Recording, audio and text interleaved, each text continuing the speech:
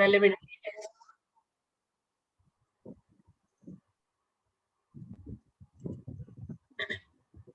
So it's very, very important.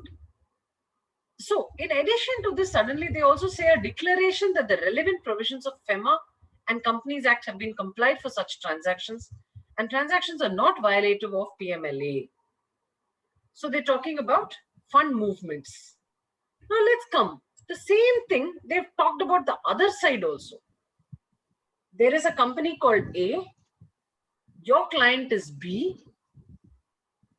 where a company has received a fund with the understanding that your client B will give to C.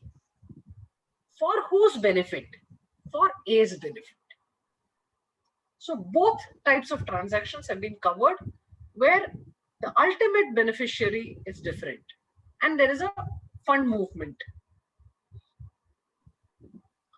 Next one is statement of profit and loss, undisclosed income. This is again very interesting. It says that where a transaction not recorded in the books of accounts, which has been surrendered or disclosed.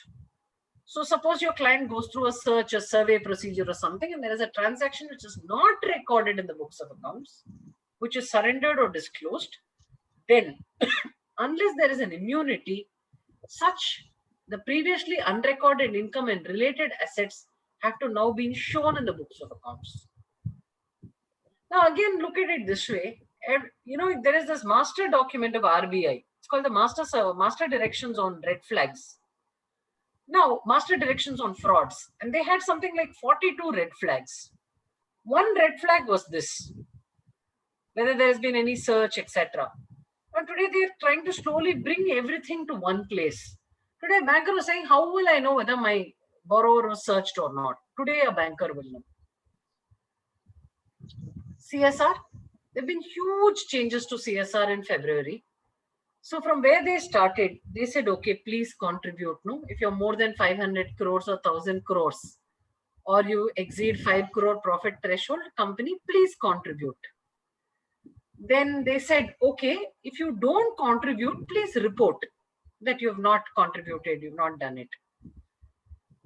Then they said, today, with the new revised set of rules, they're saying if you don't contribute and you don't do something with it, then please pay it to us. We'll take care. We'll know how to do it. So it says amount required to be spent, amount of expenditure incurred. So what I was trying to say is, from a very sweet mandate, it became the second stage it moved to is disclosure. The third stage, it has now moved to imposition of the section 135 itself. Amount of expenditure, shortfall, total of previous year's shortfall, reason for shortfall, nature, RPTs, provision for liability for contractual obligations. Another very interesting thing, these CSR rules that have come in now are so watertight. Previously, I'm a company, I can give money to somebody, my friend's company, my friend will give a certificate saying, yes, I have done CSR. Today they said, nobody, no. Please tell us whom you're giving the money to. So they've come up with a whole list of category of persons. They are saying it can be your own Section 8 company, trust or society. It can be somebody else's Section 8 company, trust or society. It can be something with the government. But if it's somebody else's, they are saying that person should have a track record of 3 years. So I can't give it to my friend's company if he's not doing CSR work. And the second interesting issue is all these companies which are going to be dabbling in the CSR space, now I have to get registered under the CSR1 form. It's very, very important. And it's very interesting. Again, in terms of a professional opportunity, I think this CSR is a big space. And another interesting, another good thing is, I think all these changes enhance this professional landscape. See, today, if you're a CA firm, I can't do schedule 3 for my client, but my client has nobody to help them. Why not refer some other chartered accountant who will do the accounts preparation? A lot of the big firms do it. The big fours, ask somebody else to give them a complete pre-audit pack. Everything will be ready with schedules, etc. So I think it's a good time. Similarly, ICOFER by itself is a separate, engagement which can be done by somebody. Internal audits, anyway all the time. The CSR again is another big area. So all these, I think, also serve to kind of expand this market. And unlike the lawyers for whom every problem is an opportunity, we as a fraternity are very sweet. For us, every problem, every opportunity also sometimes becomes a problem, but don't take it like that. I think with these kind of changes coming in, we should completely reinvent ourselves. Just break out of this current league and say, look, all this is very complicated, and this would be my terms of reference. And once you're competent, you're sort of confident. Because I think one of the biggest challenges we have in the entire country is the scale of audit fees. While everything else has gone up, we continue to sort of be impaired. The last additional requirement is the cryptocurrency or virtual currency, where the company has traded or invested in cryptocurrency or virtual currency. Profit, loss, currency held. Most of us, it doesn't impact us at all, but this is where it stands. So with this, I've closed my formal part of the presentation, but you can actually tell me, now we can go into the actual questions, which was what was there for the next half an hour. So these are a very quick run through of all the Schedule 3 changes. I'll say don't put too much effort also, but at the same time, don't be relaxed because you never know what the government will say next year. Members, if you're having any questions, you can unmute and you can directly raise your questions.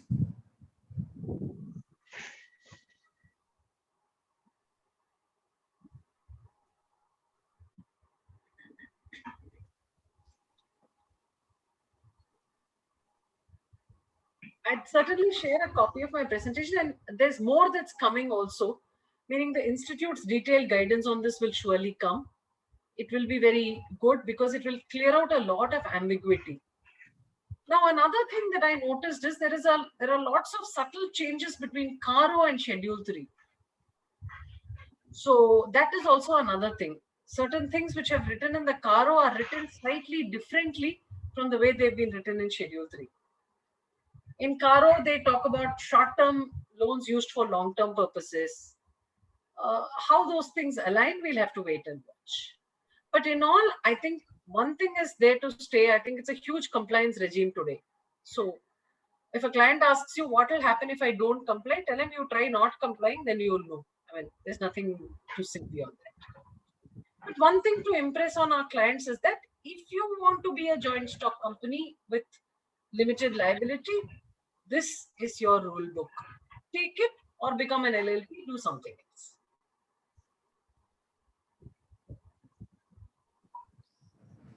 Ma'am, one thing I noticed all across is a lot of information is required for filling up these schedules. So do we need to rely on MRLs, management representation letters, for all this information?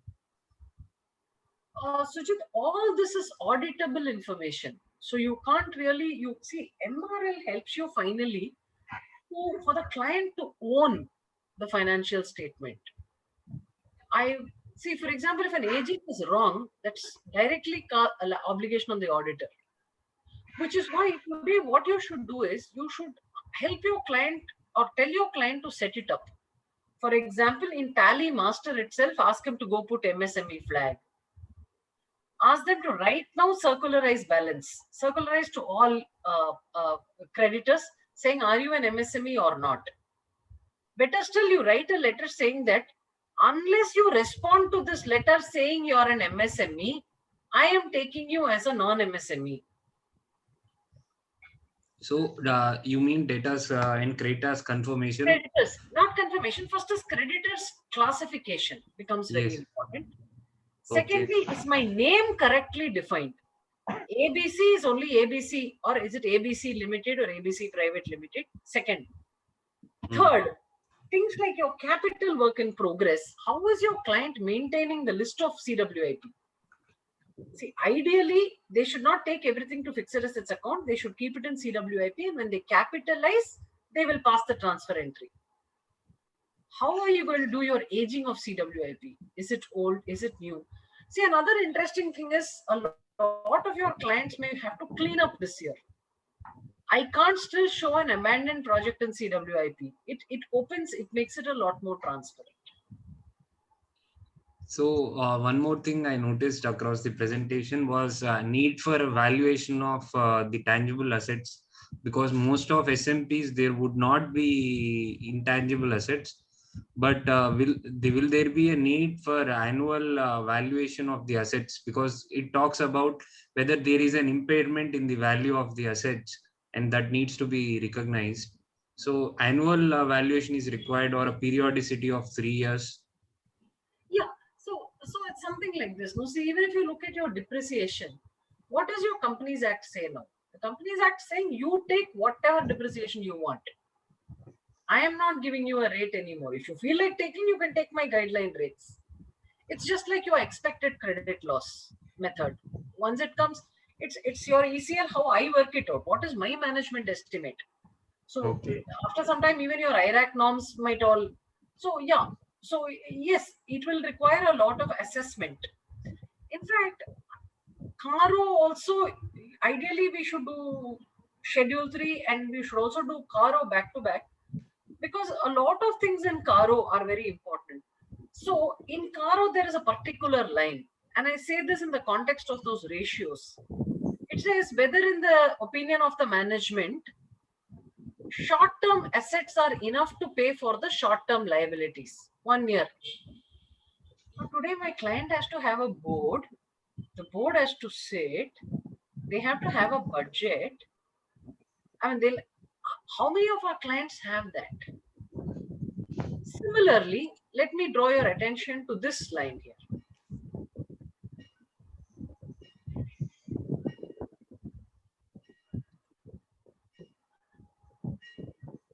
In this, we went through the first one. I think somehow I missed this slide. For capital work in progress, sorry, I'm just projecting. For capital work in progress whose completion is overdue or has exceeded its cost compared to its original plan, the following CWIP completion schedule shall be given. How many of our clients have a CAPEX process? How many of them define the CAPEX cost? How many of them define the project closure date? All this is going to become important, because the law today wants you to report a cost or a time overrun. Sorry, I don't know why I missed this slide. This is very, very important. So I think there's a lot of beefing up in the way we operate itself. Similarly, for intangibles also they had said, where your intangible project has suffered a time or a cost overrun, please tell me, show it to me here. Well, plays a lot of relevance on how the managements operate today. It's going to be difficult. Is there a need in Companies Act or in accounting standards where we need to identify the intangibles and recognize them? Because sometimes the intangible is there, a flourishing business will be there, which is very much profitable, a brand name will be there, but the management, being a closely held company, they do not want to recognize that. So is there any scenario, is there anything which It's all brand guided name? by prudence, no? So most of them don't, yeah. In fact, that's the thing. Most of our, so unless this private equity starts in a big way, and that's reflected in your share premium. Today, your company is valued at X. It includes a substantial share premium. So today, as a promoter, I'm giving away 10% of my equity for 200 crores. That 200 crores is bought for 20 crores of share capital and 180 crores of share premium. So until the valuations and the PE transactions or happen, these don't really, nobody records it. That is one thing we are observing actually in small companies. They are profitable, having good profit of 1 crore, 2 crores, but nowhere any intangible is recognized in the books. Correct. Why would they do it also? Unless I have a need. Yes, that is P would be one need. So, yeah. So normally that's the time when everybody really wakes up and see, most of our clients also don't want to divest, which is actually a wrong thing. You need to unlock value, move on to the next thing. So They again, I don't. see a lot of space. Yes, Lot of space for all this. people don't want to expand. They are happy with whatever they are doing. These Correct. things. That's why the value gets restricted. Correct. Members, any other question which you have?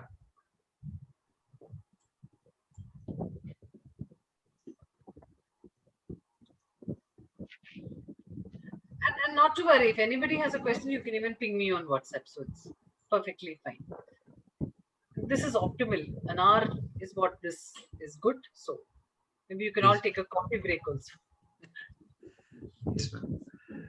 So basically, all this needs to be prepared by us, ma'am, here at our place or Mafsal areas. So all this needs to be done because the companies, there won't be any capable person.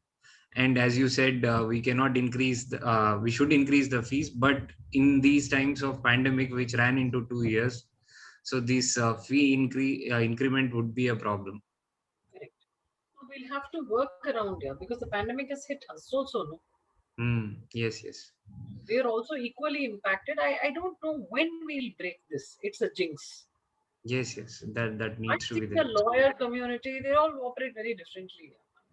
They don't get attached to the client. That is one difference between us and them. So the attachment will be there. We think the client is like our family member or a friend, and we get too attached. We don't want to leave the client. So that is one thing is stopping us from charging the accurate fees or the needed fees. Correct. Possibly, but then see, a client goes to a doctor, he's willing to pay the doctor. Chartered But accountant is financial doctor. So, if you want to go to a 5-star chartered says accountant, they only think they won't say, then they have to. us as a compliance person, this compliance they don't want to spend, even though many places we make them save money. They don't only think when the chartered accountants can charge much fee or thing. I understood, or what I believe is when we bring some money to them, so they have to earn through our ideas or something. If they save, they don't think it as earning. That is Correct. one mindset, because one suggestion which I gave my client, he wanted to sell off his property to his daughter because he actually bought for her. So I said, you do not go by that route. You just gift it to her, or you can write it in will. So stamp duty can be saved. So stamp duty was 5% in Mumbai, and the property somewhere value was 3 crores. So 5% was 15 lakhs. Okay. So that much amount is saved. But when it comes to our fees, our suggestion will be long forgotten because the money has not come to him. It did not went out of his bank account. Okay. So, problem Sujit is, I know I am myself a little like that. So if somebody asks me about, I'll tell them, yeah, okay, this is it. But in fact, this is. I heard this from my spouse. I believe 2 people got into the lift, one lawyer and client. The client asked a doubt, and the client got off on the 3rd floor. Okay, or the lawyer got off on the 3rd floor, and by the time the client reached the 12th floor, the lawyer had sent a bill. I am not exaggerating. It's true. And secondly, maybe we must get into more formal modes with clients. You help the client to draft a query. You should say, A is the father, C is the daughter, this is the detail of the property, I want to do this, I am proposing these following modes, how should I handle? You write an opinion. You say query received, opinion.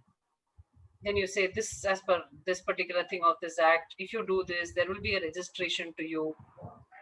This. However, just write 2 pages and tell him, send me the fee. I'll give you an opinion. In fact, maybe Sujit, you should organize a negotiation skills workshop for chartered accountants. I will also join. So who would be the speaker, ma'am? So you have to recommend the speaker. There are major people who deal, all those management gurus and all. Call somebody. We'll learn. In fact, I think it's a much needed skill. So somebody used to say, good, fast, cheap. CA services. If it's good, it can't be fast. If it's good and fast, it can't be cheap. If it's fast and cheap, it can't be good. If it's good and cheap, it can't be fast. I mean, see, a lot of our clients come on September 20th and say, I want my accounts by September 30th. So much. Yes. Again, I'm told in places like Dubai, if you come in January, it's a different rate. And if you come later, it's a different rate. See, I'm not for one at all saying clinical, but I'm just saying we should speak more about this. Look We at the should be ready priority. to let go of our clients. One thing is we should be ready to let go of our clients. Yeah, and That's one thing somebody when you are should ready. not admit. Yeah, and somebody else should not be willing. And but the only thing that makes me feel bad is there is a huge difference between industry and practice. That needs to get bridged. Maybe it'll all happen. So great. Thanks, Sujit. We suppose it happens at least in 5 to 10 years. Then we can Well, at damn it. least get the cream out of it. Chairman will make it Yes, ma'am. happen. You'll make it happen No, in but Vellore, I'm sure. very difficult, ma'am. But I have taken some Right. initiatives in my practice. When the this income declaration scheme came, I filed somewhere around 45 declarations. Okay. So I charged at that time for each declaration, I charged an X amount.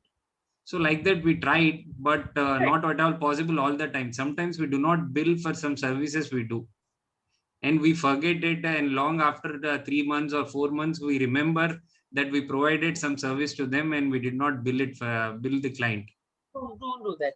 Everything is yeah. See, so maybe we should have practice management workshops. Try. I mean, I'll guide you offline if I can think of something. Okay, Sure. thank you. Thank you very, very much. And once again, thanks to all the seniors and the past chairman also of the branch. Thank you very much. Okay, ma'am. Thank you for taking today's session. I would like to thank you very much, ma'am, and I would like to invite Sujit Kumar Jain to give vote of thanks for today's session. Thank you. No, the session needs to end. We have another session on the new trust registration process. And I would like to thank Sri Priya Madam for taking today's session. It was dealt in a very slow and steady manner so that we understood the theory behind it and the practical applicability of the new amendments. Thank you, ma'am. Thank you. Thanks. All the best, Arun. Yeah. Now I request our today's second session faculty, Mr. Arun Kumar, to take over the session.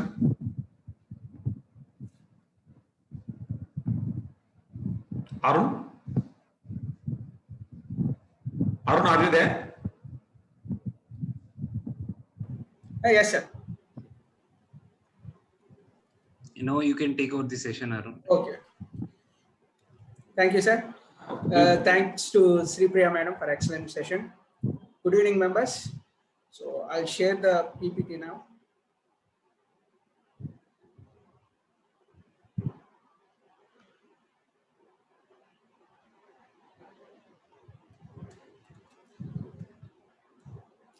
So is it visible?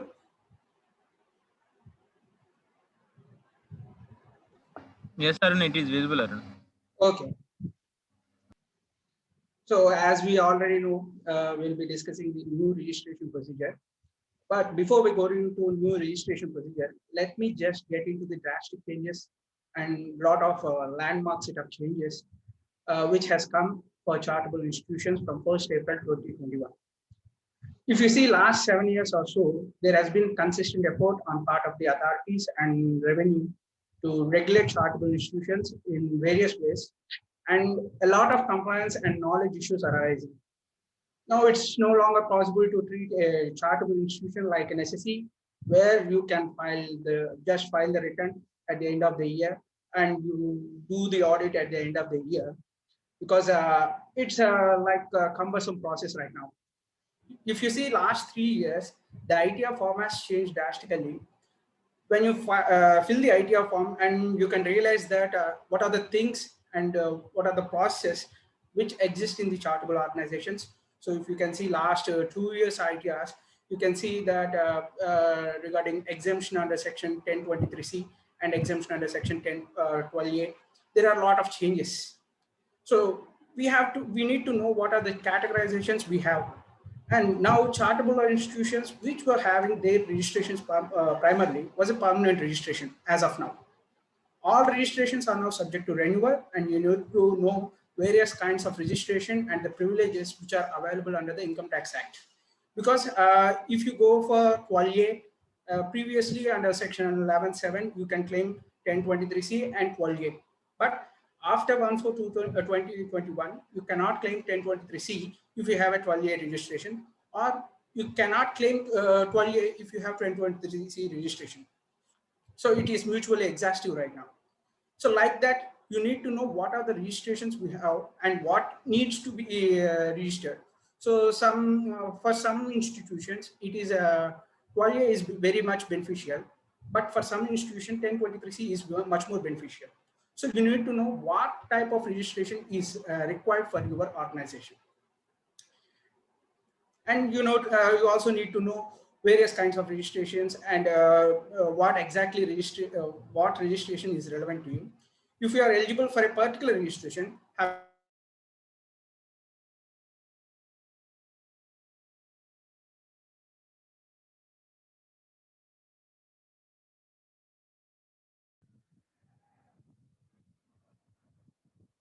Dear members, I think there is a connectivity problem of our faculty. We will wait for 5 minutes. Please cooperate. Thank you.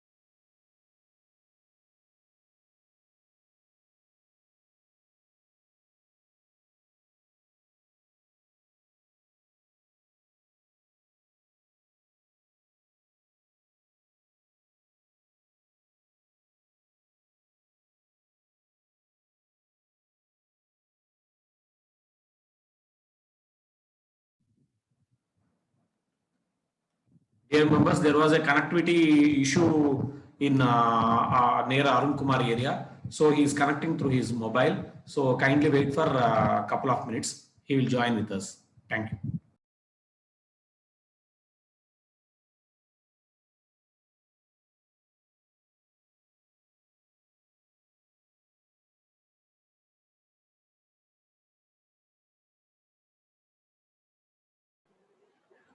sorry members, because I have a power cut, I can't able to speak right now. Let me just share my slideshow. Sir, is it visible? It's visible. Okay, sir.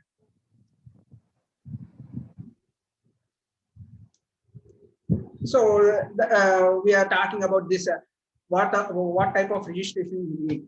So if you go for a 12-year registration, you can't claim the 1023 registration right now. So you have to know what type of disclosures you have to make when applying for the registration right now. For instance, you got a charitable organization, whether you have a religious activity that you need to disclose, and you should be very sure the percentage of your religious activity for that matter. So previously, if a charitable institution having religious objects, naturally CIT won't accept it because it is either pure charitable institution or pure religious institutions only get registrations. But right now, a charitable institution can also utilize their funds to religious activities, but it should not exceed some percentage, that is 5% as of now.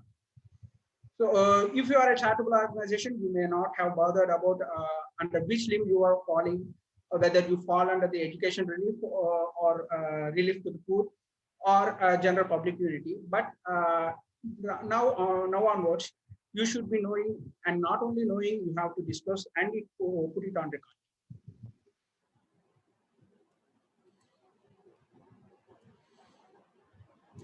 So the process as laid down by Section 12A has been in vogue for many years, and a large number of charitable and religious organizations have obtained registrations under the previous act and has been enjoying benefits under the act for quite some time. And at times, benefits so provided has also been misused by some organizations, only some organizations. To curb the misuse, government has been bringing out many changes to the way organizations are subject to tax, and in the process has brought out some amendments to where such charitable and religious organizations are registered with income tax authorities by making amendments to 12A and Section 1172. So let's discuss about the situations before 2020. I mean, before the Finance Act 2020. All the trusts, societies, NGOs, or companies or institutions can register under Section 12A, whether they are having religious objects or charitable objects. The registrations under Section 12A has to be made in Form 10A. I can say it is a much more simpler form than what is right now. Earlier, we can have as earlier said, 12A registration and 23C registration also. And for ATG, we can apply in Form 10G.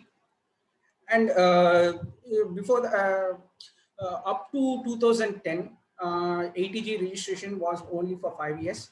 But in the year 2010, CBDT has issued a circular that registrations which are existing as on 1/10/2009 will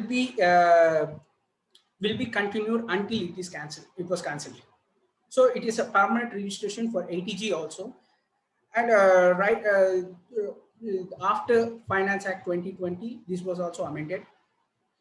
And up to 2016, all the registrations, whether it is ATG or 12A, all are manual. And after 2016, it was a Form 10A was introduced online.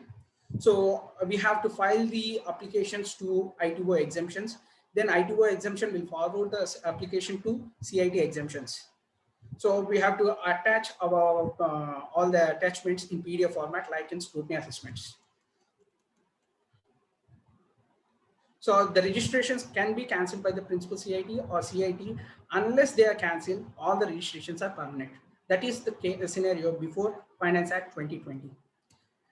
And what are the changes that has come after Finance Act 2020? First of all, we will discuss the legal provisions pertaining to the new scheme of registration, and then we will see the registration procedure. So the Finance Act 2020 has introduced major changes for the trust or NGO sector. These amendments primarily deal with the requirements regarding registration and period for which the registration is granted. These provisions were originally made effective from 1st June 2020. So because of a COVID pandemic, it was first deferred to 1st October 2020, and then it was deferred to 1st April 2021. Up to 26th March 2021, we don't have any forms and the procedure also. But on 26th March, the CBDT has issued a notification that in which forms we have to apply for the new registrations. And what are the requirements and what are the attachments, all are mentioned in that notification. So now the scheme is effective from 1st April 2021. So here is the overview of new scheme of registration. Under the new scheme of registration, the process of registration and approvals of trust has been made completely electronic, and a 16-digit unique registration number, that is URN, shall be issued to all new and existing charity institutions. Under this scheme, registration shall be granted for 5 years only, so not permanent. And these entities which were granted perpetual registrations have to apply for new fresh registration or renewal of registration after completion of 5 years. And a provisional registration has been introduced in this Finance Act 2020. So every charitable institution, charitable or religious institutions which has not commenced any activities. Previously, it was more cumbersome. Actually, I can say the CITs may reject the applications due to non-commencement of activities. In case of ATGs, they reject the application because we don't know the objects, whether you are doing the charitable activity or no, because you have not commenced the activities. But right now, if you have not commenced any activities, whether it is charitable activities, you can be provided with the provisional registration, which will be valid for 3 years. So within 3 years, if you commence any activities, you can apply for the regular registration. And then in the year Finance Act 2021, they have introduced new provision to trust or institutions which are registered under ATG are now required to file a statement of donation under ATG, donations received, and also issue a certificate to the donor. So before 2021, there was no such requirement. After 2021, that is relating to 2021-22. So if any institution registered under Section ATG has to file a statement of donors and donations received, and you have to issue a certificate to the donor that was generated from the income tax website, like TDS certificate. Then only the donor will claim the ATG deduction. So revalidation of existing registrations. It has been provided in Section 12A 1AC, that was the new subsection that was reintroduced, and with Section 12AB. So previously there was Section 12AB, but in Finance Act 2020, that new 12AB has replaced the old 12AB section. So all the trusts registered previously under Section 12A or 12AA have to apply for fresh registration by filing an online form within a period of 3 months from the date of coming into force of Section 12AB. So actually this Section 12AB will come into force from 1st April 2021. So we have to file a form, file this form 10A from 1/4/2021 to 36/2021. So if you have not filed, what is the circumstances? We'll discuss it later. So under Section 12AB, you have to file your revalidation application in Form 10A, that is between 1/4/2021 to 36/2021. The form was prescribed on 26th March 2021. Now it is now available for all the charitable institutions which are registered under Section 12A. You can go to the income tax portal and you can see the Form 10A, which is available right now. So the process of re-registration provided in Section 12AB would not involve any inquiry to be undertaken on part of the competent authority, and fresh registration would be granted in automatic manner. So there will be no inquiry. If you file this Form 10A, they will issue the new registration, I mean revalidation of the old registration.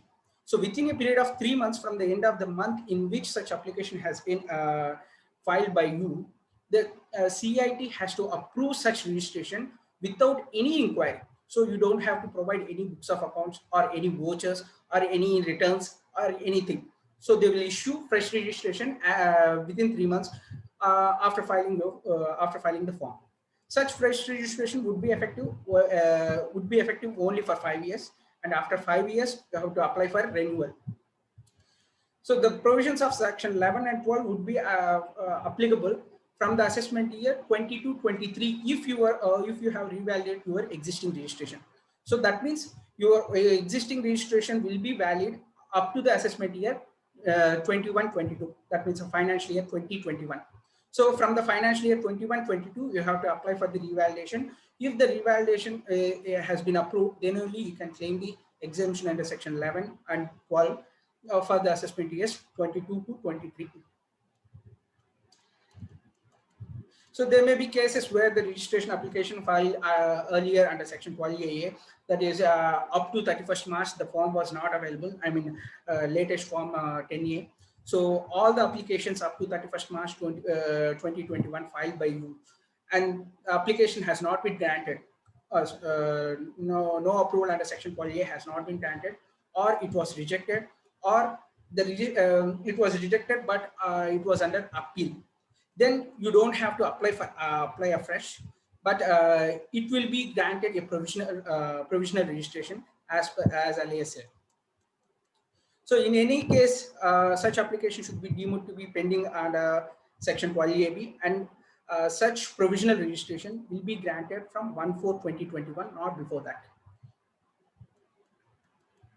And next, however, if considerable time, say more than 6 months has been elapsed, that means if you have filed this application before 30th September 2021, you can say that as per Supreme Court order, you have been granted with the registration, but there was some problem with while filing the return, because when you file the return, you have to mention this registration number under Section 12A. If it is not matched with the records of CPC, then they will process this return with demand.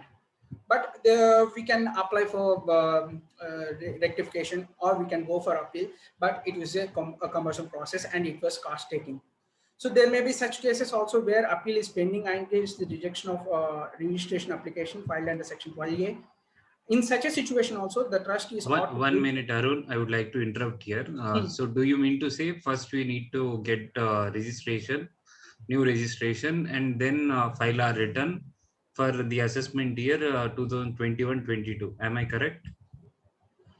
If you want to claim any exemption under Section 11 and 12 for the assessment year 21-22. First registration needs to be done. So Yes. that is one prerequisite. So Yeah. how about these registrations, whether the website is working or we need to wait for the new website, which is going to come from June 6th or June 7th? The site is working, but the form is not saving right now. If we save that form, and after 10 minutes, this we have to apply afresh. There are some glitches in the form 10A. Maybe by next week, it will be cleared. But the time limit was only 30th June 2021 for the old registrations. I hope the time limit will be increased. Okay, old registration, new registration, there is no stopgap. You can start, obviously. Yes. Only old registration, it is 30th June. Yes. So only 1 month is there. Yes.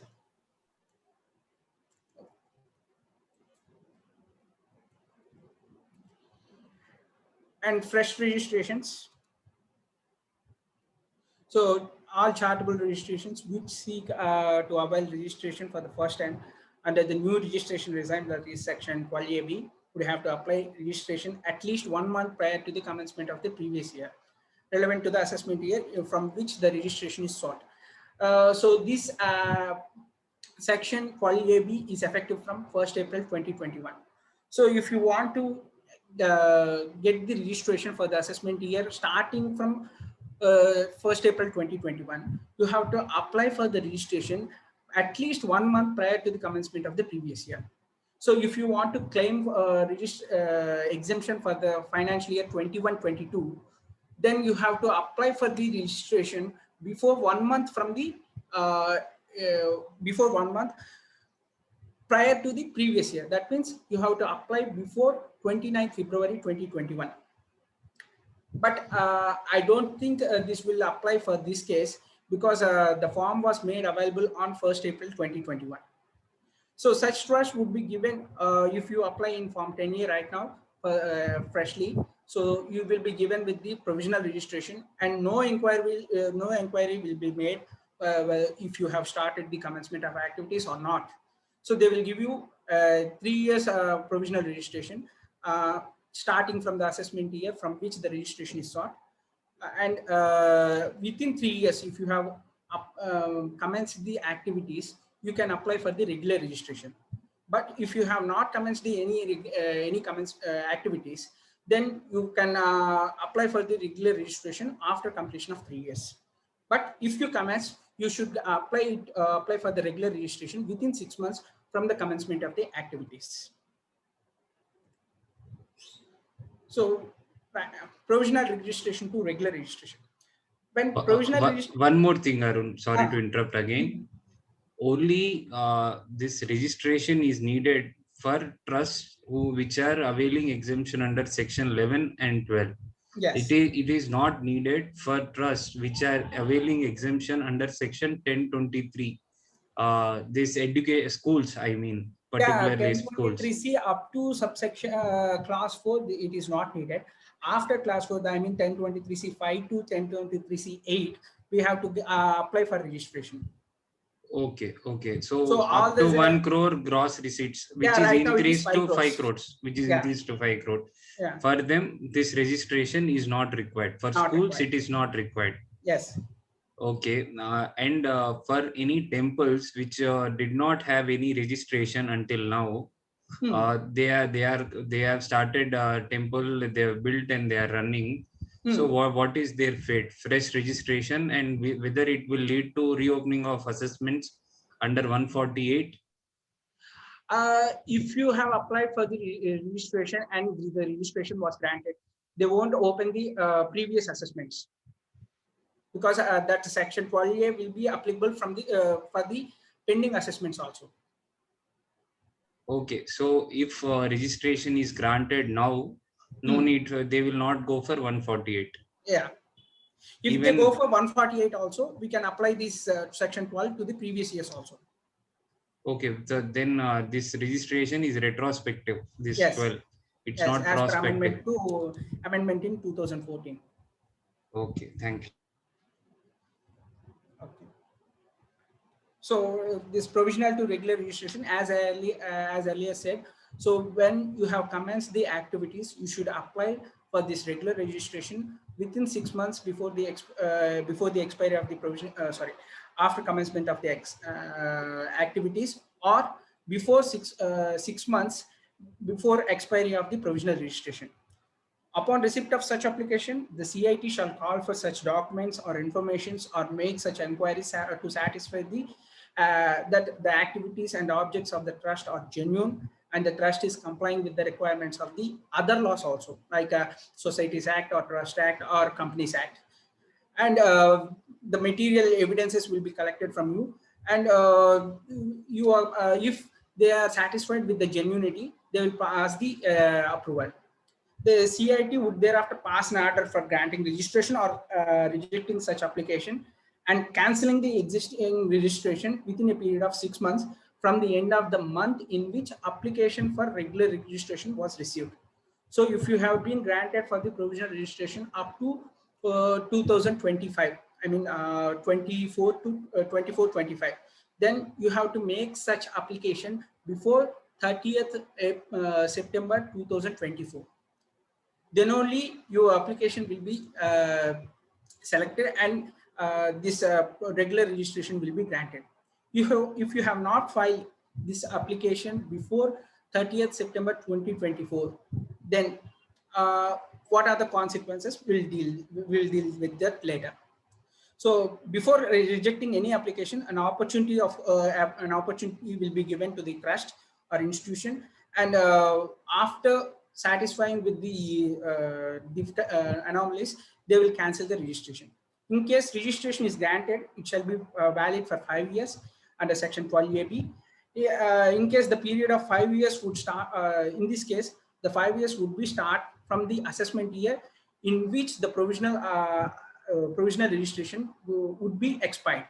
So if you have applied for the regular registration on 30th September, before 30th September 2024, so you have registration up to 24-25. So from 25-26, you will be granted with the registration and it will be valid for 5 years.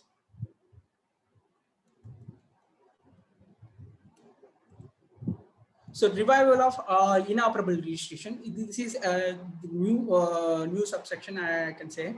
So 2 provisions were added to the added by the Finance Act to subsection 7 of section 11 to provide that if trust enjoys the registrations under section 12A and also registration under section 1023C or notified under section 1046. So if you see the earlier 11.7, you that a trust cannot be given with the exemption under section 10 except for the section 10 subsection 1 of section 10 or subsection 23C of section 10.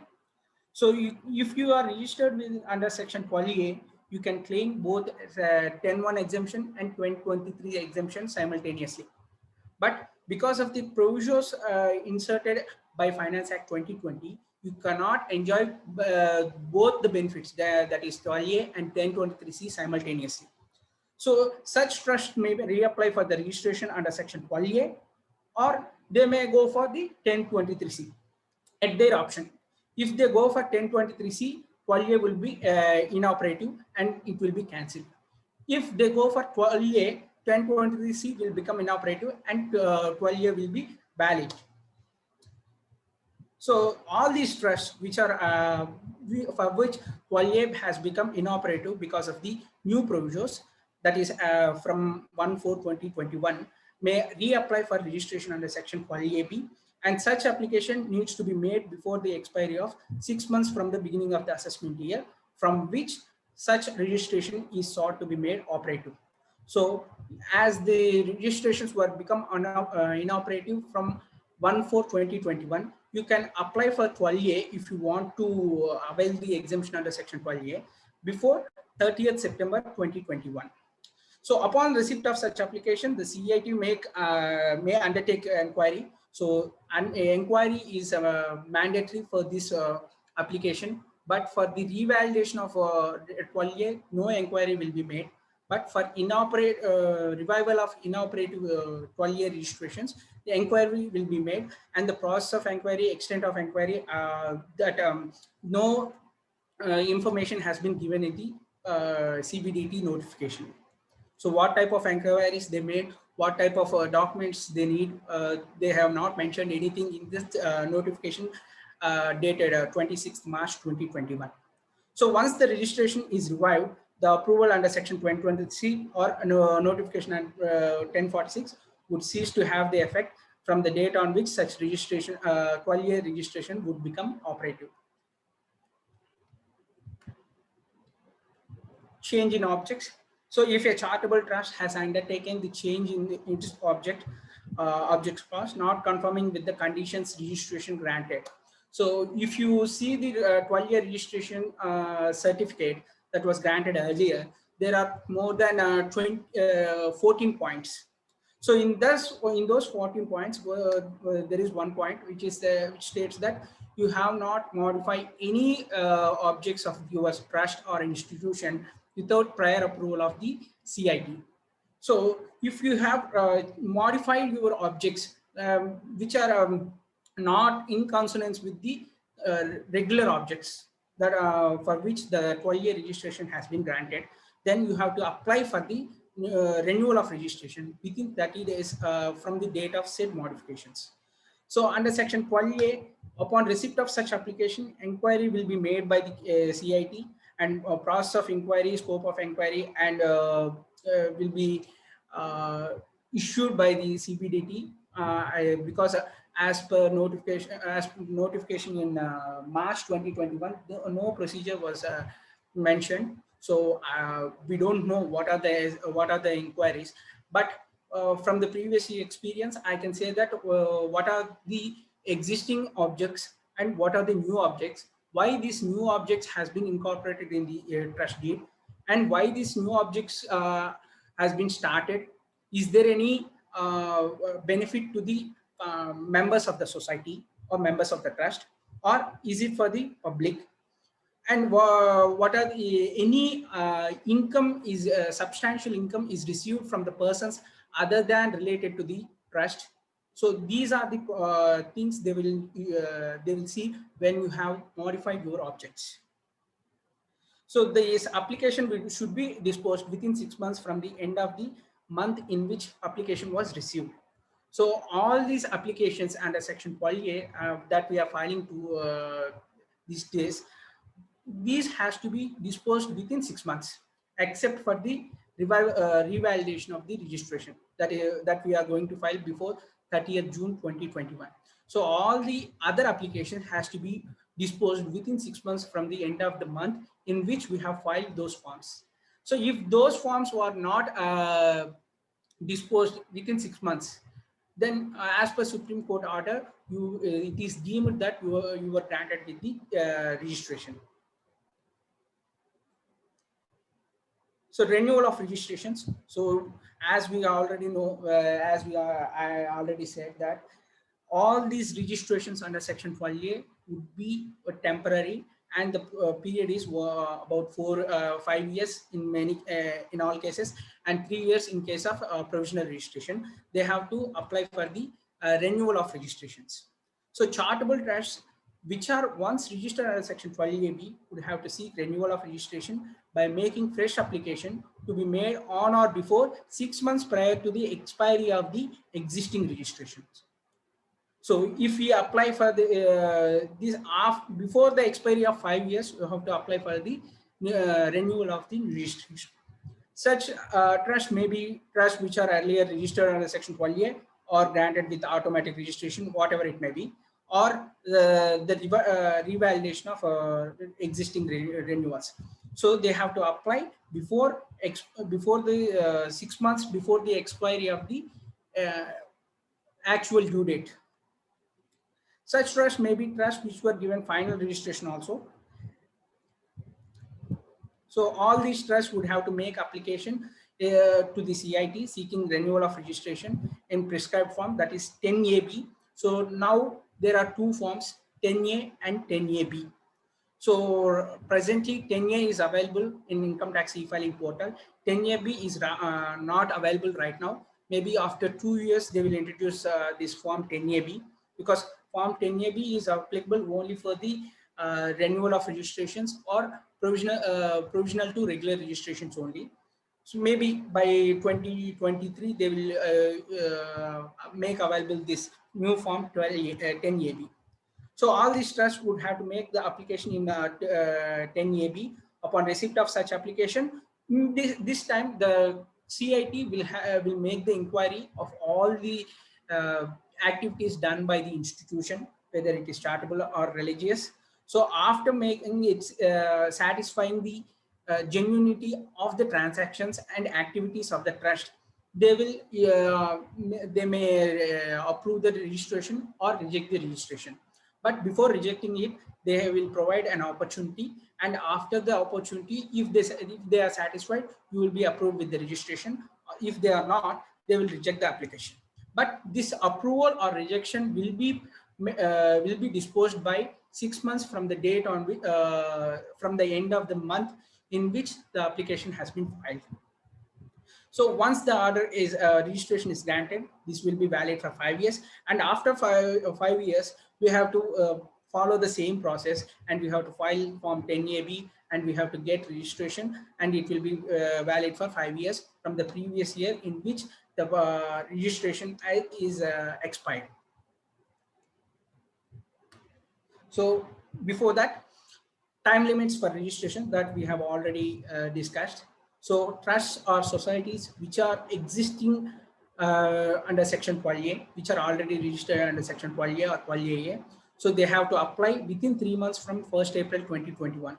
So before 30th June 2021, they have to apply for renewal of registration or revalidation of registration. This will be in form 10A, and the department will issue an order within 3 months from the end of the month in which the application is received, and there will be no inquiry in this case.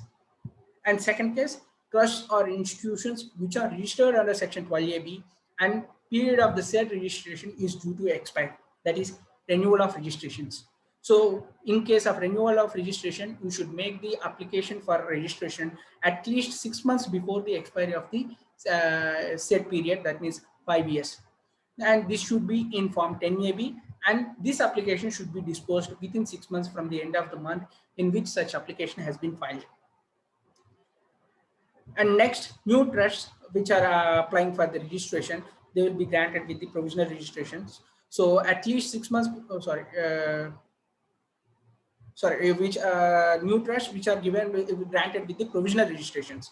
So they at least 6 months before the expiry of the provisional registration or within 6 months from the commencement of activities, whichever is earlier, they have to make an application to the CIT, and it will be in Form 10AB. And the CIT has to dispose this application within 6 months from the end of the month in which the application was received. And trusts are institution whose registration has become inoperative. So because of the amendment in section 11.7. So if they have to apply at least 6 months before the commencement of the assessment year from which the said registration is sought to be made operative. So for the assessment year 22 to 23, they have to apply before 30th September 2021. Then only the 12A registration will become operative, and it should be in Form 10AB, and within 6 months from the end of the month, they have to dispose this application. And trust or institution who has adopted or undertaken modifications, they have to apply for the CIT within a period of 30 days from the date of adoption or modification. And it was also in Form 10AB, and the time limit would be 6 months from the end of the month in which the application was filed. The CIT has to dispose this application. In any other case, including fresh registrations, so at least 1 month before the commencement of the previous year relevant to the assessment year from which the said registration is sought, and this application is in 10A. So this will be, it should be approved within 1 month from the end of the month in which the application is received. So if you want provisional registration, then within 1 month, they have to dispose this application regarding provisional registration. So up to four forms, I mean, renewal of registration and new provisional to regular registration and inoperative registrations and modifications. These all are to be applied in Form 10AB. And revalidation of existing registrations and fresh registrations have to be applied in Form 10A. So right now, Form 10A is available, and you can file it anytime right now. So we can see how this Form 10A is filed. So if you go to income tax e-filing portal, under e-file tab, you can see income tax forms like we are filing the 3CB and 3CD or Form 15CA or 15CB. So you can select Form 10A. So it is for the assessment year 22 to 23. Right now, it is only 22-23 will be seen by you, and it will be only on online mode, not offline mode. And you can see the instructions. So see the instruction number 2. So it will be applicable only for these for these registrations. That is for 12A1 AC class 1. That is revalidation of existing registrations, and 12A1 AC class subclass 6. That is for the fresh registrations which require provisional registrations. And class 1023C. So 1023C 6 and 7, they need to file in Form 10A. And for the class 1 of first proviso 2 subsection 5 of 80G, and class 4 of first proviso 2 subsection 5 of section 80G. So those who are who require registration under section 80G, they also need to be applied in this Form 10A. So previously it is 10G. So 2 forms are applicable previously, that is 10A and 10G. 10A is for 12A registered entries, and 10G is for 80G registration. But right now both applications were merged, and one application is enough for both 12A and 80G if you are a charitable institution. So we'll see what are the things in the Form 10A. So first point is name and address. So I have deleted that. And 2, section code. So you will be provided with this section code here. So there are up to 12 sections that as we have seen in this instruction 2. There are 7 sections here, and 8 subsections, another subsections which require registration in Form 10AB also be mentioned here, but we have to select those sections which are applicable this Form 10A. And nature of activities, here there were three nature of activities: religious, charitable, charitable come religious, religious come charitable, not charitable come religious, only religious come charitable, and it will be scrutinized by the CIT. So type of constitution, either whether it is a trust or society or a company or any others. So if any others, you have to specify the constitution, and whether the applicant is established under an instrument. So it is the this instrument means, in case of a trust, it is the trust deed. In case of societies, it is the society document, that is memorandum of association. In case of companies, MOA and AOA both will be treated as instruments. So in case of ancient temples where there is no trust deed or any other deed, we can those temples which are registered under AP Endowments Act, they will be provided with a certificate and section 38. They say Form 38 register or Form 43 register. As per new Act, it is 38. As per old Act, it is Form 43 register. And they are also been given with this 6A1 and 6A2 categories. There are 4 categories: 6A1, 6A2, 6B1, 6B2, and 6C1 and 6C2. So it can be considered as an instrument, because there was no trust deed. We can put these as an instrument which are available for the trust or society. So date of incorporation or creation or registration, it is as per PAN card, and registration or incorporation number, it will be required for societies and companies. So authority for grant of registration or incorporation. In case of trust deed, all the trusts are registering only their trust deed, not their trusts. So in case of trust has not been registered, then you don't have to mention the registration number here.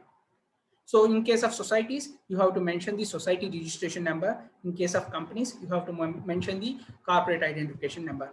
So next, object of applicant.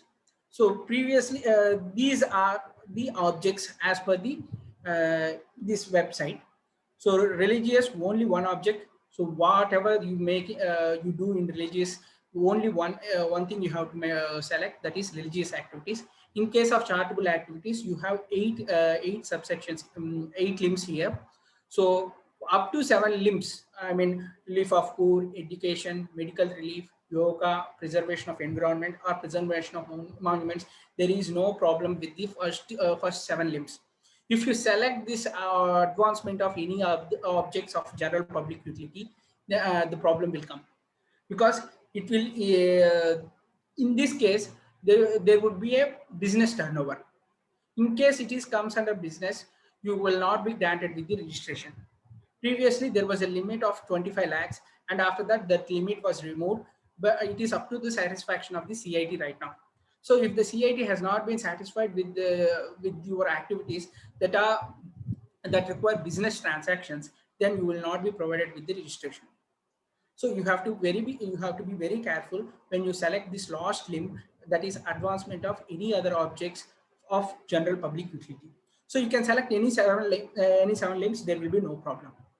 So whether the trust deed contains clause that the trust is irrevocable. So it is important, because when you go for the registration, they will see 5 objects that are incorporated in your trust deed or society document or company document. That is, first one is whether it is irrevocable or not. If it is irrevocable, then only you will be granted with the registration. And the next thing is modifications and alterations to the documents. 1 minute.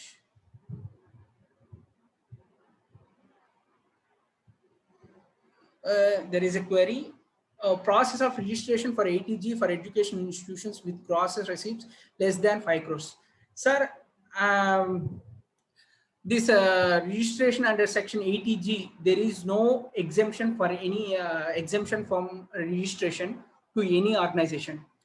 In case of 1023C, if your gross receipts are below 1 crore or 5 crores as of now, you will not required to get any registration. But for ATG, you have to apply for registration. If you granted with the registration, then only the donors will get deduction. So for ATG, there is no exemption for registration. You have to apply.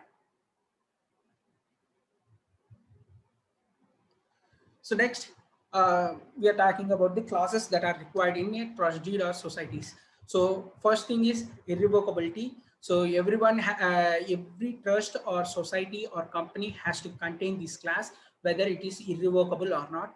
If it is irrevocable, then only you will be granted with the registration. And next thing is modification and alterations.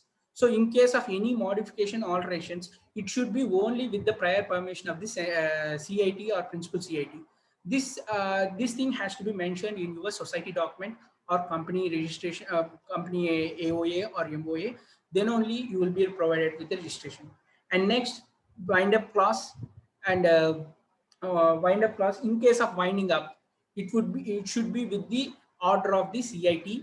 And after winding up, all the proceeds, all the amounts that were in the trust account or a society account should be transferred to another trust or society that was registered under Section 12A. So this thing has to be particularly mentioned in your society document or trust document or company AOA. Then only they will satisfy, because you cannot take the money out of your trust. So you have to give apply the income of the trust to the trust objectives, or you can transfer it to the another trust which is having the 12-year registration. And next thing, accounts and audit. And next thing, maintenance of bank accounts. So you should be as per mode specified in 11.5. You have to deposit your money with the mode specified in the subsection 5 of section 11. So these 5 classes are very important.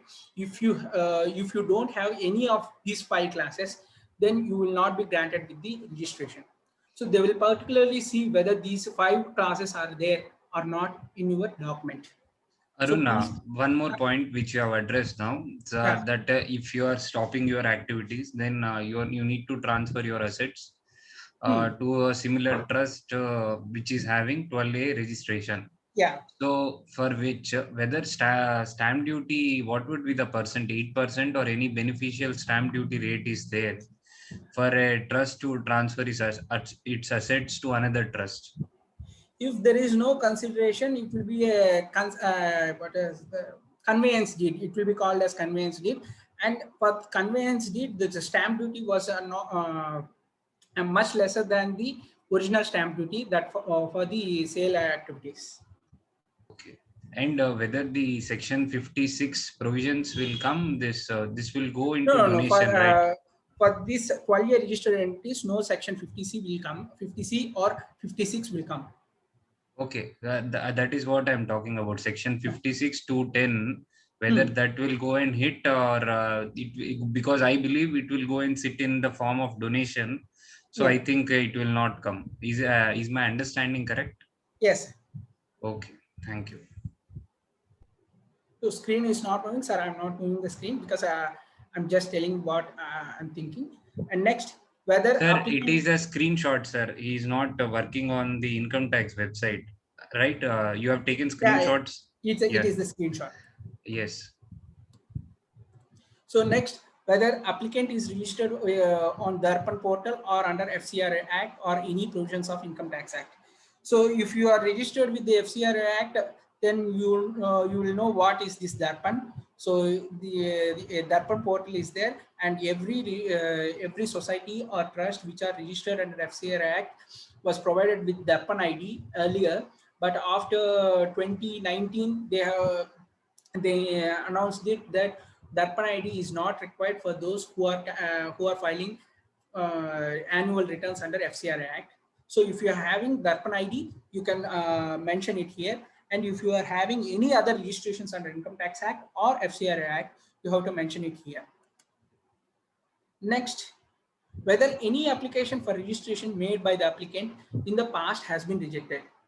So if you have made any application under section 12A, then you have to mention that whether it has been rejected, the rejection order should be attached to this 10A. And whether claiming exemption under clause 10 or 21 of section 10 of Income Tax Act. So no trust will claim exemption under section 1021, so it is not required. So details of key person. So every trust has to disclose all the authors, founders or settlers or the directors or the shareholders which are having more than 5% of stake has to be mentioned here, and the details has to be mentioned. At least one identity card has to be mentioned, whether it is Aadhaar or PAN. If he is having a PAN card, then we have to mention the PAN number. If he is not having the PAN, then we have to mention Aadhaar.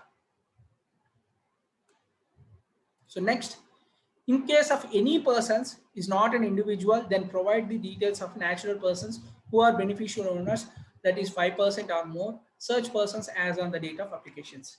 So if it is a person, then we have to mention in 9A. If it is not a natural person, then we have to mention it in 9B. So this is required because if the trust objects are related to the members of the trust or for the public at large. So if members are enjoying the benefits of out of the trust, then it will be the CIT will not grant any registration for that trust. Next, 10 has return of income has been filed for the last assessment year for which the due date has expired. So if you have already filed, then it will automatically comes as S. If you have not filed, then it will be no. So as there was no paper written for this ITR 7, so it will be either S or automatic, that is S or no. So, and you have to mention the following details as per your balance sheet. So before 2021, there is no such requirement that you have to mention these details, just up to class 10, and after that only another class will be there. Another point is there, 12, up to 12 points are there. So after 12 points, you can submit your application. But in this current form 10A, you have to mention the balance sheet details here.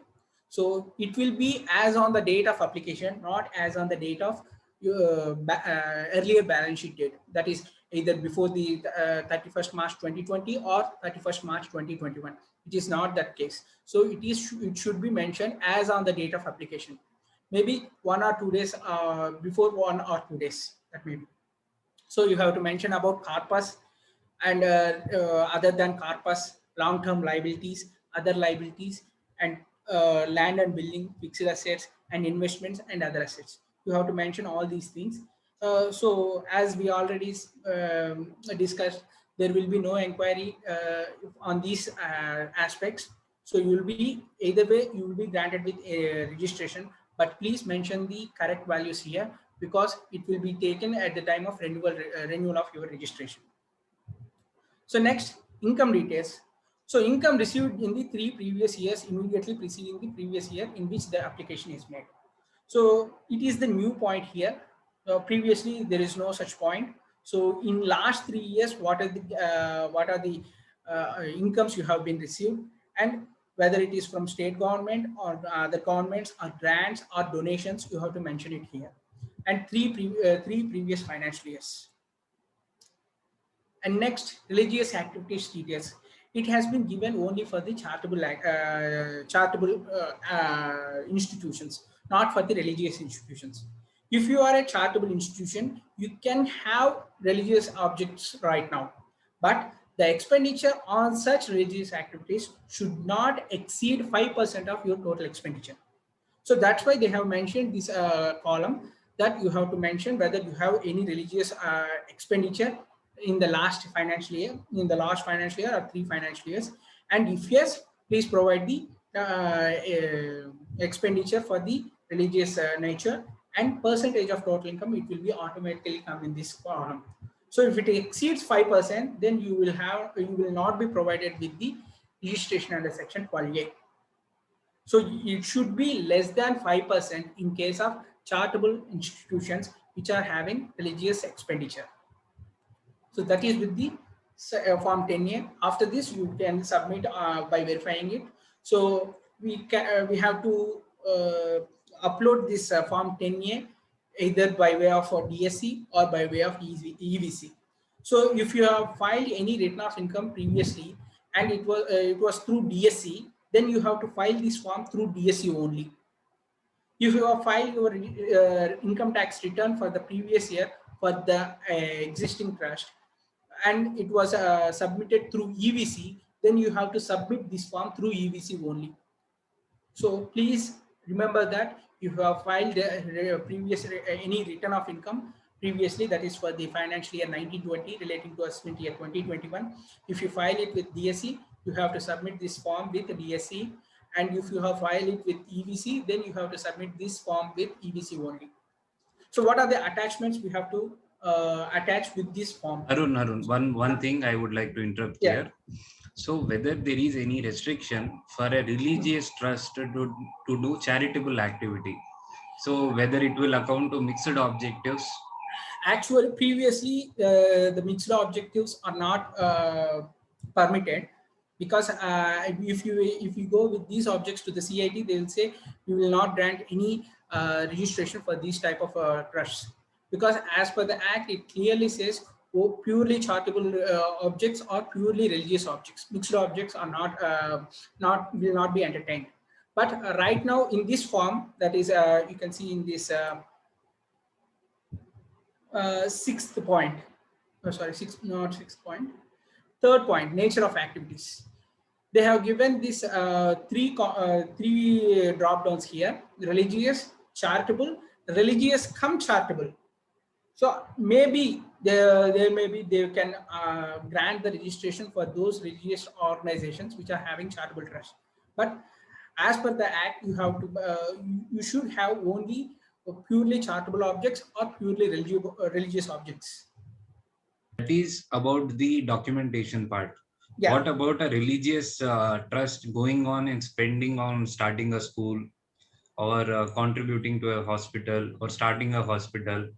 So what about that? I'm talking about the actual utilization. I'm not talking about the objectives. On the face of it, it will have religious objectives. Okay. But what if it has actually done some charitable activity, utilization of funds? What about it? So previously there was no such renewal of registration, so we can do anything after getting the registration. But right now we have renewal of registration for every 5 years. So if we go after 5 years that we are at religious institutions and we have done these charitable activities for the last 5 years, then they won't accept, because as per your trust document or society document or company's AOA, you are mentioned these are your activities. If it is if the charitable activities is related to the activity mentioned in the society document or trust document, then only you will be the activities will be permitted.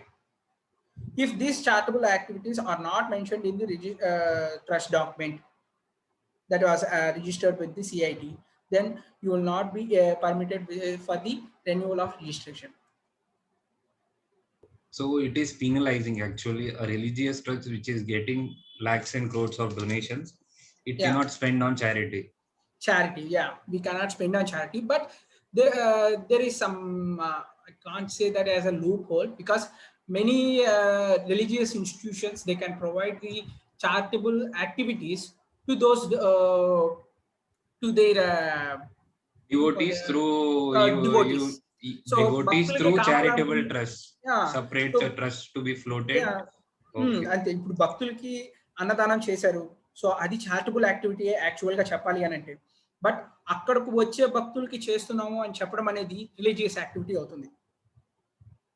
So ఇప్పుడు ఎవరైనా అక్కడికి వచ్చే భక్తులు ఎవరైతే ఉన్నారో, అక్కడ ఏదైనా accident జరగడము, లేదంటే తోపులాట జరిగినప్పుడు ఏదైనా జరిగితే వాళ్ళకి ఏదైనా మెడికేషన్ ఇచ్చారు, సో అలాంటి దాన్ని రిలీజియస్ యాక్టివిటీ కింద కన్సిడర్ చేస్తారు. అలా కాకుండా ప్యూర్ గా సపరేట్ గా ఒక హాస్పిటల్ కట్టి హాస్పిటల్లో సపరేట్ గా చారిటబుల్ యాక్టివిటీస్ చేస్తే దాన్ని వాళ్ళు రిలీజియస్ యాక్టివిటీ కింద కన్సిడర్ చేయరు. బట్ ఇప్పుడున్న ఈ form 10A religious come charitable అని ఇచ్చారు కాబట్టి మేబీ పూర్తిగా వాళ్ళు నెక్స్ట్ ఎంక్వైరీ ఏం చేస్తారనేది కానీ ఇవ్వగలిగితే, సో దానిలో మనం చూడొచ్చు సో రిలీజియస్ ఇన్స్టిట్యూషన్స్ కూడా చారిటబుల్ యాక్టివిటీస్ చేయొచ్చా లేదా అనేది. Okay, Arun. Okay, thank you. So these are the attachments we have to attach while filing Form 10A. So where a trust or institution is created or established under instrument, so we have to file self-certified copy of such instrument, that is either your trust deed or society document or company's AOA or MOA. So whether trust is created or established otherwise than an instrument. 1 minute, there is a question here. In the previous Form 10A also it contains charitable come religious. Sir, religious come charitable is the first time I'm seeing it, sir. Charitable come religious, it was there, but when we go to CIT, they will say because of the mixed objects, you will not be granted with the registration, and we can't fight for it in the appellate tribunals also. So trusts are created, established otherwise than under an instrument. So like ancient temples. So in these cases, they are not created or established by an instrument. So in these cases, any document evidencing the creation or establishment should be submitted. And self-certified copy of registration certificate or registration with register of companies or register of firms or register of societies or register of public trusts, that has to be uploaded. And self-certified copy of registration under FCRA and registration under section 1023C, and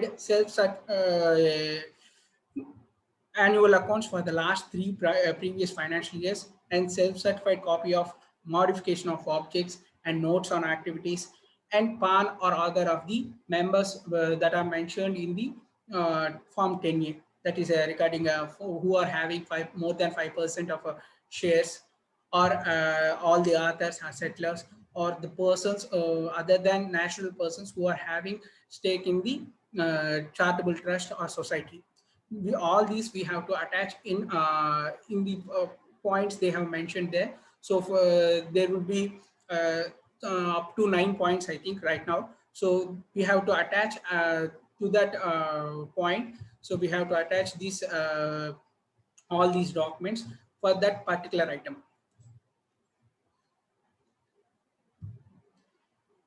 So next, cancellation of registration. So where the activities are not genuine, or the activities are not done in accordance with the objects, or activities are being carried out that for which 13(1) attracted and non-compliances, the CIT can cancel the registration. So in these cases, in these 4 cases, the CIT can cancel the registration. In fact, provisions as to the power to cancel the registration already granted under section 12A also. There was a subsection 3 and subsection 4 in 12A, which will be granted the opportunity. But under new section 12AB, there was no such no such clause that opportunity will be granted to you.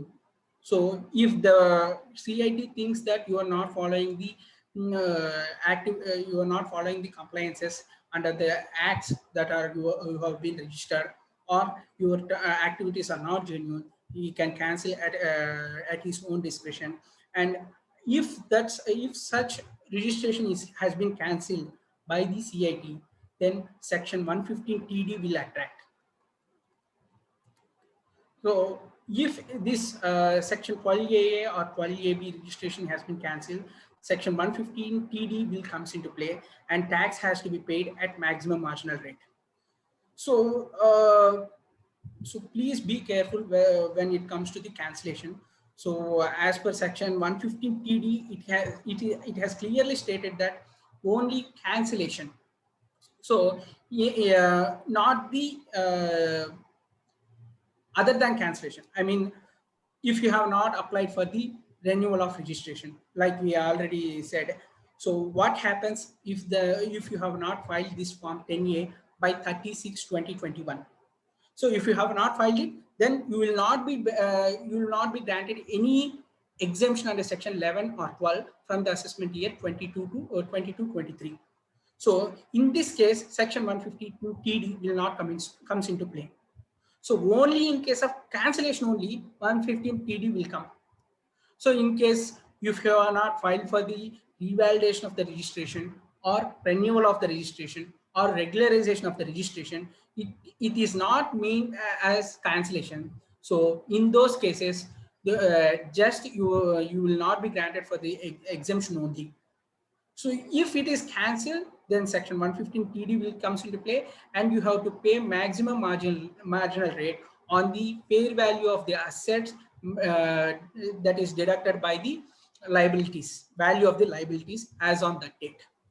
So whether any definition fair value, is it SRO value or it has to be taken from a valuer? What is the fair definition? value, it is as per there was a rule there. I think it the rule is 17C or something. I don't remember actual the rule. So as per that rule, it will be as per 50C. So it will be as a fair value as fair market value. So as per the officer or as per the SRO records. Okay, Arun.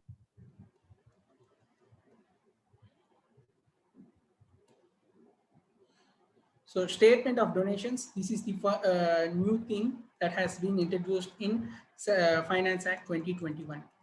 So Finance Act 2021 has inserted new provisions under Section 80G of the Income Tax Act 1961 with respect to statement of donations to be filed by the trust in prescribed form. So the form also prescribed in the notification dated 26th March 2021. The form is form 10BD. So all the donations that are being received by a trust or institutions from 1/4/2021 has to be filed with the income tax department once in a year. So it has to be filed by the statement of particulars required to be furnished any research association or association which has been registered under section 85, 80G and 35. Both these institutions has to be filed this form 10BD in online. So the reporting person shall, while aggregating the amounts for determining the sums received reporting in respect of any person. So one person can donate to the organization more than one time. So in that case, take into all the donations, take into account all the donations of the same nature paid by that person. So there were three nature of donations that were mentioned as per this 10BD. So they are corpus, specific, and others. So corpus means, so we all know corpus means specific persons, specific purpose, but they have mentioned another category that is specific. There is a question here. What is the difference between provisionally registered ATG entity and regular registered ATG entity? Sir, right now, provisionally registered ATG entity is the entity which has not commenced any activities right now. And regular registered ATG entity is the entity which is which has commenced the activities and which is doing the activities. Can provisionally registered ATG entity can accept the donations? Sir, actually, for ATG there was no provisional registration. For Qualia only we have these provisional registrations, but for ATG the registration is only in form 10A, and it will be the regular registration. Only for Qualia you have permanent registration, and the registrations once the registration is accepted under section 80G, then you can accept the donations. First, they have to do some activity, right? For ATG, without any activity, they will not give. Yes. Activity is required as of now, but right now I don't know whether they will issue for the fresh charitable institutions also.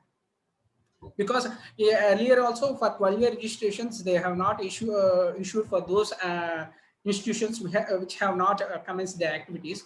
But right now, as per this new section 12AB, if the institution has not commenced any activities, they will be provided with the registration under section 12AB.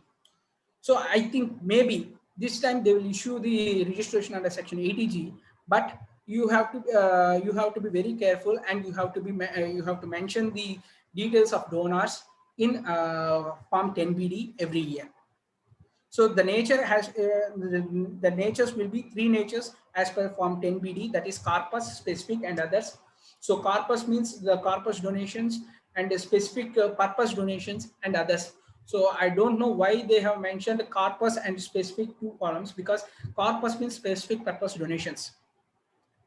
And so in case a person, one person has donated to the organization of the same nature, then the aggregate sum has to be mentioned.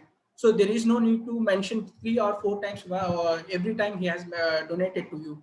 So if he has donated for 10 times, and for the 9 times he has donated for the activities that are related to the particular charitable activities, then you have to mention that 9 times amount in one column only.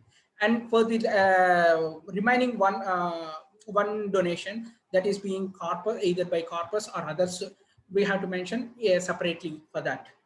So and at the same time, if a group of persons has donated some amount to the institutions, likewise we have seen in these COVID times. So a merchant association or petrol bunks association or trade associations have donated some amount to any other organization that has been doing these charitable activities, then the institution can proportionate the value of the donation to all the members that have that are in that trade association. If the details are available, then we have to mention that amount to each and every person equally. So in that form 10B, we have to mention these two details. That is amount received from every donor, whether it is more than 1 times, then we have to club the amounts which are the same nature. And in case amount is paid by the collection of persons, then it should be proportionately divided to all the donors and all the persons from which the donation has been received.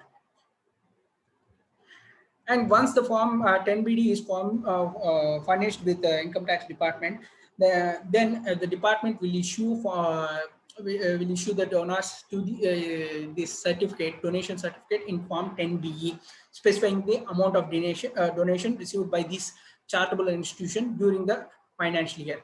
So this form 10BE has to be generated by every charitable institution, and this has to be sent to the donor who has donated the amount to the charitable institution.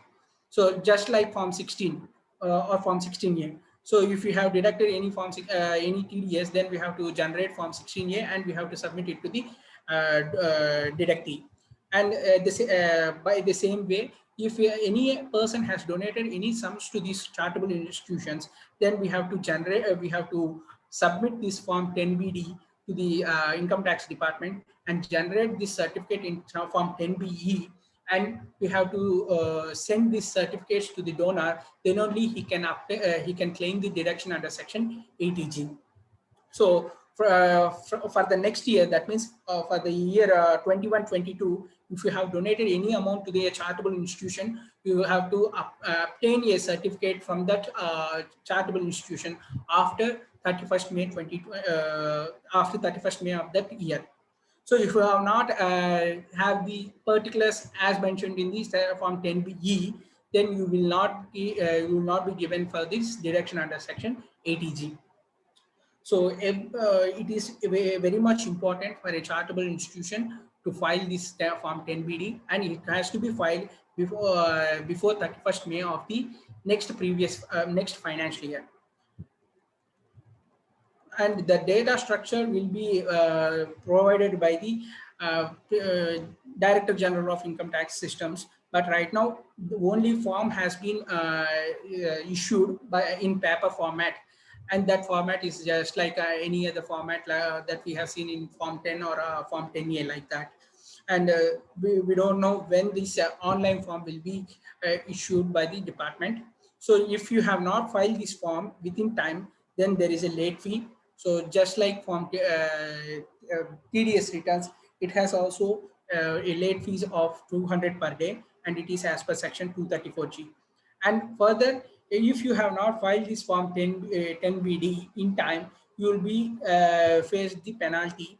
But it is just like the penalty, a penalty like 271 AB for non-filing of or late filing of audit report. So just like that, if you have filed this form 10BD after the due date, they may impose this penalty or not. So if they want to impose the penalty, they will issue a show cause notice to you. And if they are not satisfied with the reasons that you have mentioned, they will impose the penalty not less than 10,000, which may extend up to rupees 1 lakh. For all the donations received during the financial year 21-22 has to be only reported in form 10BD. So for those donations which are received in financial year 19-20, you don't need 19-20 or 20-21, you don't need to bother. So no such form is applicable for financial year 2021 or 19-20. It is applicable only from the from 1st April 21-22. So that's it about this all these new registrations under Income Tax Act. Thank you. Thank you. If you have any doubts, so please. Before members post their queries, let me first congratulate Mr. Arun, our beloved secretary, for taking a wonderful session. All along I thought it was very simple and easy, in an easy to understand manner. The presentation was very crisp. The PPT which he has prepared, bullet-wise points, it was very sharp actually. And I think Arun, you should focus on this subject, and I think you can deliver it to other branches also as a speaker. I thought it was a presentation of the highest standard, and the queries you resolved of mine, I believe it has helped other members also, and very knowledgeable. I think you should take it up further and try to deliver this subject at other branches also. Very good, Arun. Thank you. Thank you very much. Thank you. Arun, I have one clarification from you. Sir. I heard from your talk that one filing of Form 10A is enough for both 12A and 80G. Whether my hearing is correct? Yes, sir. For 12A and 80G, only one form is required. That is a form this 10A. I am afraid, Arun, that may not be the correct question. You have to file separate form for 12A and separate. Yes, sir. I said only form 10A is. 10A is only one form, but that needs clarification. You have to file 2 times, sir. Yes, we have to file 2 times. That's yes, sir. Yes, sir. Okay. Thank you very much.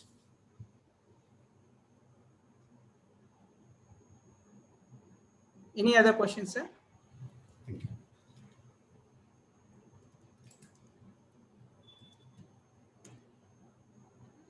Sorry, sir. Intlo current ledu, andike nenu video on cheyaledu. Emankovoddu. It's okay, Arun. All we needed was the audio, which was excellent. And the PPT especially is very crisp. People want to just read it out also, they will understand. And that should be the essence of a PPT. People, every point is self-explanatory. So that is very useful. Members, please come forward and ask your questions.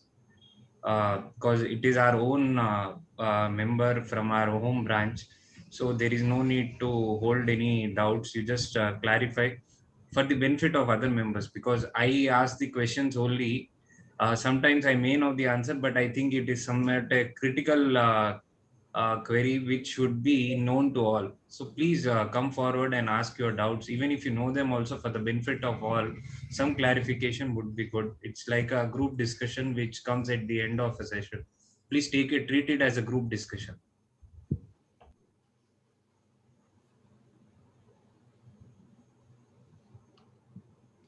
I'm sharing this PPT also in this. Yes.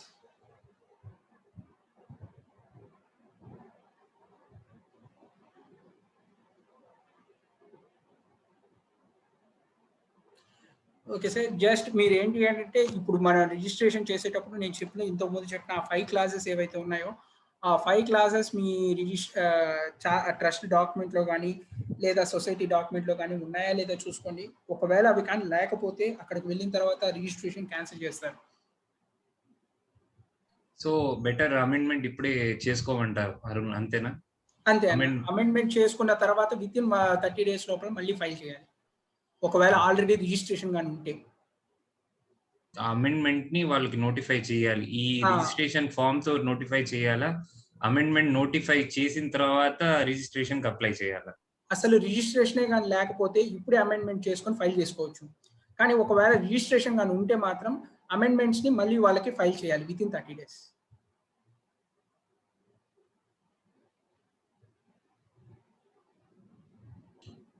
Anna, once again, I think we can close this session because I think members are not having any doubt.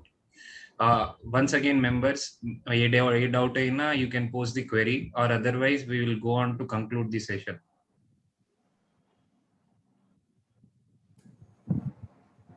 Arun, one more clarification is required. Sir. In Form 10A, there is one clause that whether the trust is irrevocable, whether the clause is there or not in the trust deed. Sir, we have ప్రతి ఒక్క trust లో ఆ clause అయితే కంపల్సరీగా ఉండాలి sir. But in society you will not find in there. అవును sir, సొసైటీలో ఏంటి అంటే అది ఉండదు. బట్ మనం ఫామ్ ఫైల్ చేసేటప్పుడు వెదర్ అది కానీ మనం పెట్టకపోయామంటే రిజిస్ట్రేషన్ గ్రాంట్ చేయకుండా ఉండడానికి పాసిబిలిటీ ఉంది. అందుకోసం వెదర్ ఉందా లేదా అనేది ఇక్కడ క్వశ్చన్ కాకుండా గ్యారంటీగా ఉంటుంది సార్. మనం అసలు పెట్టేయడమే అడ్వైజబుల్ అని చెప్పి. అదే సార్, ఇర్రివోకబుల్ అని ఉంటే మాత్రం అసలు ఎప్పుడు కూడా మనకి ట్రస్ట్ రిజిస్ట్రేషన్ అసలు ఇవ్వరు. ఐ మీన్ 12 year రిజిస్ట్రేషన్ అసలు ఇవ్వరు. Only irrevocable trust or societies. In case of societies I am talking about. అదే సార్, సొసైటీస్ కూడా దాంట్లో అక్కడ మనకేం క్లాజ్ ఉండదు సొసైటీలో ఇర్రివోకబుల్. సార్ సొసైటీస్ లో ఏంటి అని అంటే లాస్ట్ లో అంతా రాసేటప్పుడు మనం మామూలుగా జనరల్ పాయింట్స్ రాసుకునేటప్పుడు ఇలా ట్రస్టీస్ అదే సొసైటీ ఈజ్ ఇర్రివోకబుల్ అనే మాట రాసుకోవచ్చు. అది ఏంటి అని అంటే ఇంతకు ముందు ఐ మీన్ బిఫోర్ 2010 ఎవరు కూడా మెన్షన్ చేసేవాళ్ళు కాదు. ఆఫ్టర్ 2010 ఎవరైతే ఇప్పుడు అందరూ కూడా ఏంటంటే ఈ సొసైటీ రిజిస్ట్రేషన్స్ కి వీటికి చార్టర్డ్ అకౌంటెంట్స్ దగ్గరికి ఎవరు రావట్లేదు. అందరూ కూడా మాక్సిమం ఈ డాక్యుమెంట్ రైటర్స్ వీళ్ళ దగ్గరికే వెళ్తున్నారు. బట్ ఈ సొసైటీ డాక్యుమెంట్స్ లో కూడా ఈ ఇర్రివోకబుల్ క్లాస్ అనేది వాళ్ళు అయితే మెన్షన్ చేస్తున్నారు సార్. ఇది ఉంటేనే రిజిస్ట్రేషన్ అయితే ఇస్తామని చెప్పేసి క్లియర్ గా మనకి యాక్ట్ లో చెప్పలేదు. కానీ అక్కడికి సిఐటి వాళ్ళ ఆఫీస్కి కానీ వెళ్తే వాళ్ళు చెప్పే ఫస్ట్ పాయింట్ ఇదే, ఒకవేళ మీ దాంట్లో ఇర్రివోకబుల్ అని లేదా మీరు వెళ్ళి అమెండ్మెంట్ చేసుకుని రండి, అప్పుడే మేము ఇస్తాం.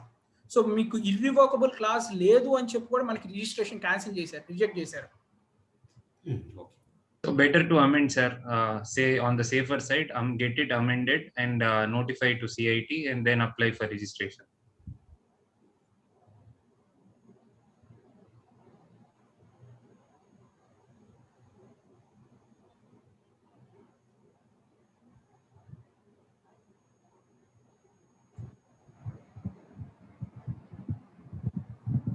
I think there are no further queries. So we would like to close this session for today. On behalf of the Managing Committee of Nellore branch of SIRs of ICAI, I would like to thank all the members for participating in today's webinar. And I would also like to thank our faculties, Sri Priya Madam, in spite of her busy schedule, she had helped us. And Mr. Arun Kumar, who has enlightened in the topic under registration of trust, which is the need topic now. So with this opportunity, I thank all the members for their excellent participation. Thank you.